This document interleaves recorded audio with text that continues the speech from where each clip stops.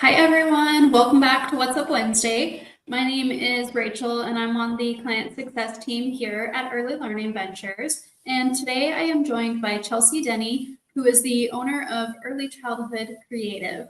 Welcome, Chelsea. Thank you so much for joining us today. Thanks, Rachel. It's a joy to be here. Yeah, we're really excited to have you and we're really excited to get to learn about how you're supporting early childhood educators. I also just want to say thank you to everyone who is watching live with us today, or if you are watching the recorded episode, thank you so much for being here. If you have not heard of Early Learning Ventures before, we are a mission-driven nonprofit based out of Colorado with a focus on expanding access to quality and affordable childcare. We recognize that early childhood educators deserve better. And as a nonprofit partner, we provide software solutions and hands on support to help streamline operations, reduce costs, and improve care. These What's Up Wednesday videos are just one of the many resources that we offer. And I have links in the description of this video or in the show notes, wherever you're watching from, those links will take you to our website where you can learn more about us, learn more about our resources, and hopefully connect further. We would love to hear from you. And also, it's fun if you want to just say hello in the comments. Hi, Tammy. We have someone saying they're watching from Hawaii. Welcome. All right, Chelsea, can you start us off by telling us a bit about yourself and just give us an overview of your business, Early Childhood Creative? Yeah, of course. Well, as you know, my name is Chelsea, and as far as a little bit about me, I have been working in the early childhood field since 2012 in a variety of capacities. I started off as a childcare teacher with preschool students and then infant children, and that was so much fun. Spent most of my care career doing that. And then I owned a private micro school, elementary kids, that was my first business that I ever launched. I learned a lot from that. And then I went into doing more advocacy work with my local early childhood council, doing helping family childcare homes start their own businesses. And then I rolled that into the work that I'm doing now, which is, with Early Childhood Creative. It's a graphic and web design business for early childhood professionals. And then I also do some one-on-one business consulting at my local small business development center, helping early childhood entrepreneurs start and launch their business. That's amazing. You've gotten to kind of see all aspects of like being in the field, helping others, be a support person for getting started. I love that. What Thanks. would you say inspired you to start Early Childhood Creative? Yeah, great question.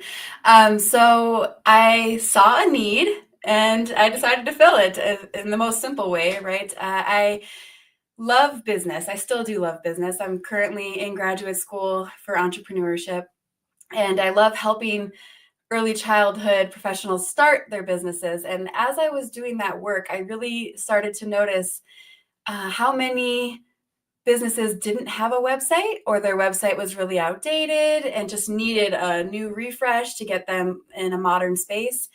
And I was studying graphic design at my local community college, just doing some classes on the side to try to build up my own skills because I thought it was fun and interesting. And as I started to do work for like friends and family, and they were giving me lots of compliments on how things were turning out, I was like, hey, maybe this is something that I can do like for a business, right? And so then I just started with like small projects to see where it would go from there. And the feedback has been wonderful, and I decided to just take it and go with it. And it has been a lot of fun. I've been doing this for about 2.5 years now in this business, and it's growing every day. So I love that. Can you tell us, like, what, in your opinion, why would an early childhood program need a website? Why should they have one? yeah, so I get asked this question a lot, especially with childcare providers, because right now, as many of you know, the demand far outweighs the supply when it comes to childcare. So sometimes I get asked, why should I have a website? I already have a wait list. I'm already full. And I like to answer this question with, your website is your digital presence, right? It's your online business card, so to speak. And with today's parents being more and more millennials and Gen Z, they're looking for you online, right? They're going to Google, looking childcare in my area, trying to find out what programs are around and who they should look into. And if you're not showing up on Google, at least with a Google business profile, then you're missing those opportunities, right? But to have your business show up and link to a very professional website, that just gives you so much more clout with those potential customers, but also with potential employees, right? We all know that there is a shortage of high quality workers in our field. And so we really want to make sure that the high quality programs are able to draw the attention of those workers that are looking for new jobs. And so I really say that having the website is just an essential thing today. Like you can still do a lot of traditional marketing methods from the past, and many of them do still work to some degree. But you're costing yourself a lot of time and money by not having a website because of all the wonderful ways that you can utilize it to enhance and improve your business. So definitely a Yeah, lot of absolutely. perks there.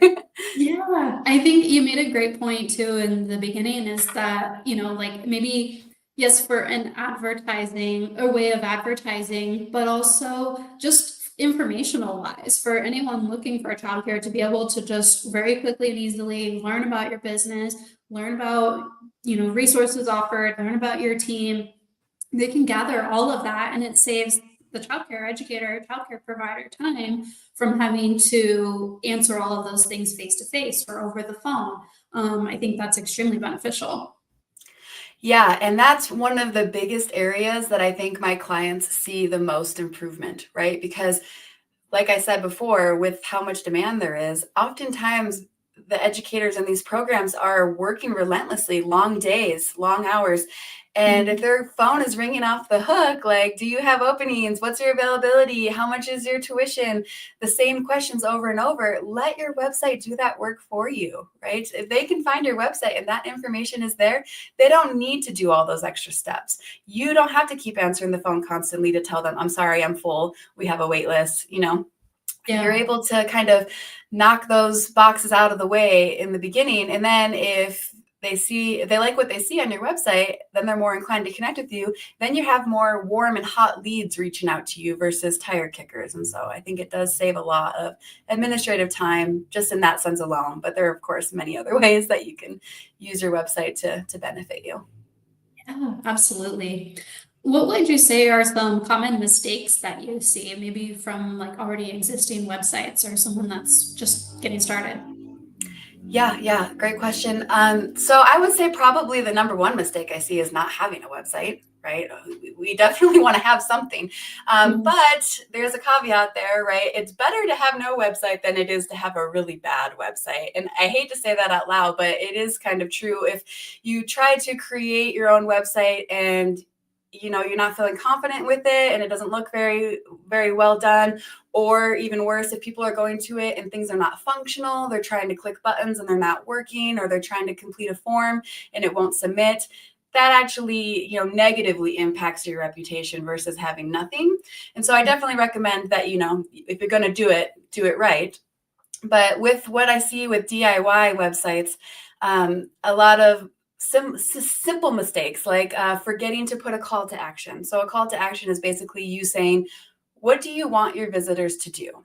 So if I'm coming to your website and I'm looking and I'm reading all this wonderful information, and then I get to the bottom of the page and there's nothing telling me what to do next, what am I going to do? I'm going to leave the website, right? But if you have a nice button or a call to action saying, contact us now, or join our wait list, book a tour, depending on what your goal is for your business at that time, then they know, okay, this is the next step. Let me go to their booking page. Let me fill out this form and let them know I'm interested. Let me call them and book a tour, whatever that means.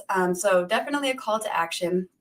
Another mistake I often see is not optimizing for mobile view.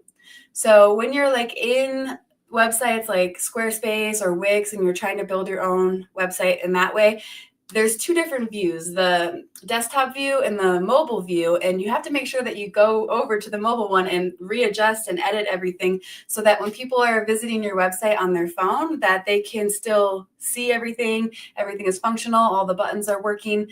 And this is a really easy mistake to make because it's already really overwhelming, all the steps, and you're going through the editor and you're designing everything. But my personal audience over 60% of them visit my website on mobile. Now that will be different for each person's audience, and you can see that in your website's backend analytics. But if 60% of my audience is looking at my website on their phone and I haven't optimized it for mobile, then where does that leave that 60%, right? Like maybe they have lost trust in my business because my website is hard to read, or they can't navigate what they're trying to go to. And so that's definitely an area that I'd like to see small business owners, improve that. And then finally, just being brief, because nowadays people are skimming. They want the information fast. You don't need to put your entire backstory on your website and all of the details about every staff member's life. Like, it's okay to just be brief and say, like, this is our mission, this is our vision, this is the type of work we do and the ages that we serve and how much our tuition is, and contact us to learn more, right? Because basically you want to get those leads to get in touch with you so that you can have that contact information. And then you can nurture that relationship and then hopefully turn that relationship into a paying client. But if you give it all to them right away, then they may not reach out. They just may be like, okay, I got all the info. Whenever I'm ready, maybe I'll get back in touch, or maybe I'll forget about them. Who knows? So I definitely try to encourage people, try to keep it brief so that you don't lose people and they can just go through and see what they want to know and then be inclined to reach out and learn more. Yeah, wow, those are such great tips. And that last one you shared, that really resonates. I had my own business many years ago where I did create my own website, and I am someone that loves to write, loves to type. I had so much information on there that was something that I saw frequently, is like the important facts get lost in all of that. So really, really great tip there. And then the mobile view, yeah, I mean, when we kind of think and look around us, most people are on their phones these days. So I can see how that is really important. Yeah, and even just to kind of go off of that a little more, if we're talking about childcare specifically, parents of millennials and Gen Z, they like to do things themselves most of the time, right? They want to find you. They want to read the stuff ahead of time before calling you. If they can book the tour themselves, they like that flexibility because our lives are so busy now, right? Maybe they can't call you between 8 and 4 because they're working their own job, but maybe they just laid their baby down and it's 9 p.m. and now they're on their phone, laying in bed. They find your childcare, they're looking it up, they're booking the tour. Whereas they wouldn't have been able to do that if you didn't have a website. They would have to hope that you would answer on their lunch break or things like that. And so being able to have the flexibility for your potential customers and potential staff to check you out and learn more and even complete some tasks on their own time is really valuable. Such a great point there. This just makes me think of my next question. You said for those that like to do it themselves, do you have any tips on how program leaders could DIY their websites? Yes, absolutely. I'm definitely an advocate for, doing your own thing and saving money. And I know that in our field, the budgets are tight, especially with loss of certain fundings and things like that. And so I always just try to give the advice that if you're going to try to create your own website, one, if you can, try to find a template or something that has already been designed by a professional that is much more affordable than paying for a custom designed full website. And then you can modify that template yourself to, update your own brand colors, put photos from your own program, put your own logo and copy in. But it gives you a nice framework versus just like staring at a blank screen and not knowing where to go from there. Also, just do like a little bit of research online about some basic graphic design principles. There are things like hierarchy of like, okay, if you have a heading and a subheading and text, just laying it out so it's easy on the eyes for people when they're looking at your website. And then think about like designing in a grid. So what I mean by that is if you were looking at your website and you pretended there was a grid on it, you would be lining up your photos with your text and making sure everything is well coordinated. Luckily on Squarespace, they already have a grid there for you. So it makes it super easy to just drag and drop and move things around. And then of course, have other people that you know and trust take a look at it before you launch it live. Like, hey, maybe you can't afford to hire a proofreader or a copywriter or things like that, but it's still best practice to maybe have a friend or a colleague check out your website, do a little proofreading for you, give you a little feedback just so that you can make some adjustments. And then finally, less is more. Like, just give the things on your website room to breathe. Your photos and your text and videos, and just less is more from the perspective of people coming to look at it and like not being overwhelmed by all the things, but also for your loading speed, right? So Google likes it when your website loads fast. If you put a whole bunch of content on there, like hundreds of photos or lots of long videos, it does slow your website down, and it makes Google less likely to push you to the top when people are searching. So less is more in most cases. And I always say that you probably don't need a 10-page website when you first start out. You don't. I know a lot of people think they might, but really you could probably get away sometimes with only a 1-page website, but often 3 to 5 pages is sufficient for almost every program that I work with.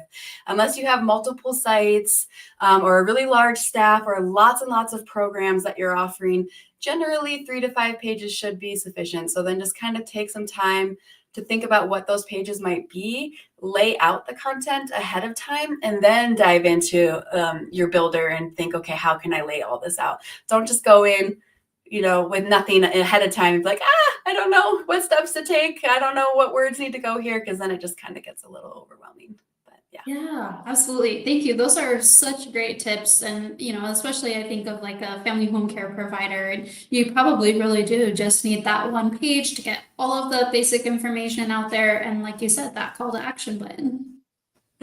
Yeah, I've definitely have helped some family child care home providers or like nannies or tutors do just 1-page websites, and it's perfect. You can just go through. It's kind of like an online brochure, right? Where it's like, here I am, a little bit about me, my resume information, my availability, my rates, and here's a call to action, a form to fill out to get in touch with me. So.